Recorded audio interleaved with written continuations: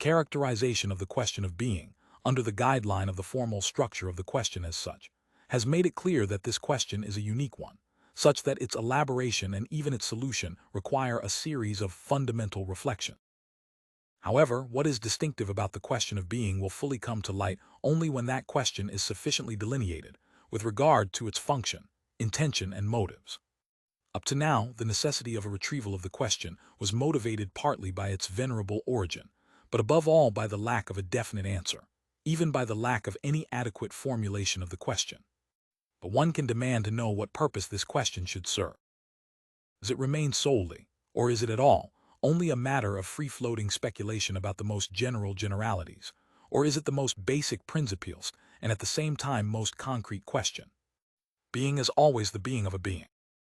The totality of beings can, with respect to its various domains, become the field where particular areas of knowledge are exposed and delimited.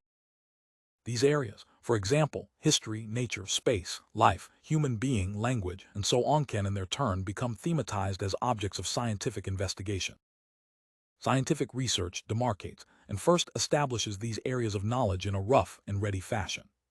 The elaboration of the area and its fundamental structures is in a way already accomplished by pre-scientific experience and interpretation of the domain of being to which the area of knowledge is itself confined.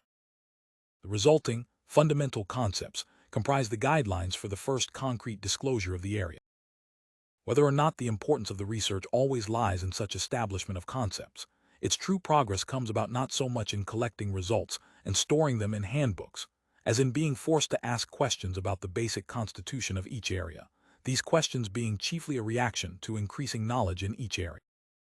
The real movement of the sciences takes place in the revision of these basic concepts, a revision which is more or less radical and lucid with regard to itself. A science's level of development is determined by the extent to which it is capable of a crisis in its basic concept. In these imminent crises of the sciences, the relation of positive questioning to the matter in question becomes unstable. Today, tendencies to place research on new foundations have cropped up on all sides in the various disciplines. The discipline which is seemingly the strictest and most securely structured, mathematics, has experienced a crisis in its foundation. The controversy between formalism and intuitionism centers on obtaining and securing primary access to what should be the object of this science. Relativity theory in physics grew out of the tendency to expose nature's own coherence as it is, in itself. As a theory of the conditions of access to nature itself, it attempts to preserve the immutability of the laws of motion by defining all relativities. It is thus confronted by the question of the structure of its pre-given area of knowledge, that is, by the problem of matter. In biology, the tendency has awakened to get behind the definitions that mechanism and vitalism have given to organism and life, and to define anew the kind of being of living beings as such. In the historical and humanistic disciplines, the drive toward historical actuality itself has been strengthened by the transmission and portrayal of tradition. The history of literature is to become the history of critical problems. Theology is searching for a more original interpretation of human beings being toward God, prescribed by the meaning of faith itself, and remaining within it. Theology is slowly beginning to understand again Luther's insight that its system of dogma rests on a foundation that does not stem from a questioning in which faith is primary, and whose conceptual apparatus is not only insufficient for the range of problems in theology, but rather covers them up and distorts them. Fundamental concepts are determinations in which the area of knowledge underlying all the thematic objects of a science attain an understanding that precedes and guides all positive investigation.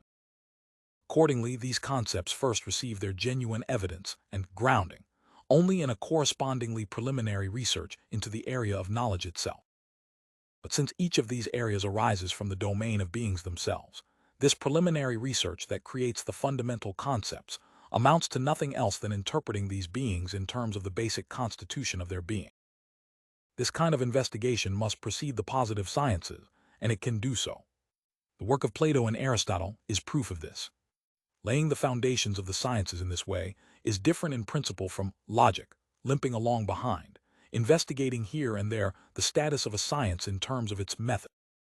Such laying of foundations is productive logic in the sense that it leaps ahead, so to speak, into a particular realm of being, discloses it for the first time in its constitutive being, and makes the acquired structures available to the positive sciences as lucid directives for inquiry. Thus, for example, what is philosophically primary is not a theory of concept formation in historiology, nor the theory of historical knowledge, nor even the theory of history as the object of historiology. What is primary is rather the interpretation of genuinely historical beings with regard to their historicality. Similarly, the positive result of Kant's critique of pure reason consists in its approach to working out what belongs to any nature whatsoever, and not in a theory of knowledge. His transcendental logic is an a priori logic of the realm of being called nature. But such inquiry ontology taken in its broadest sense, without reference to specific ontological directions and tendencies itself, still needs a guideline. It is true that ontological inquiry is more original than the ontic inquiry of the positive sciences, but it remains naive and opaque if its investigations into the being of beings leave the meaning of being in general undiscussed.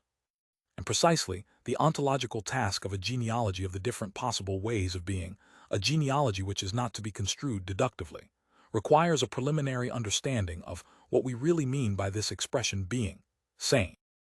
The question of being thus aims not only at an a priori condition of the possibility of the sciences, which investigate beings as this or that kind of being, and which thus always already move within an understanding of being, but also at the condition of the possibility of the ontologies which precede the ontic sciences and found them.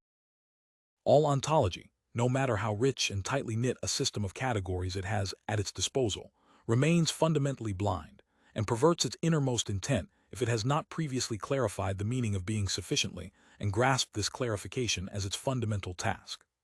Ontological research itself, correctly understood, gives the question of being its ontological priority over and above merely resuming an honored tradition and making progress on a problem until now opaque. But this scholarly, scientific priority is not the only one.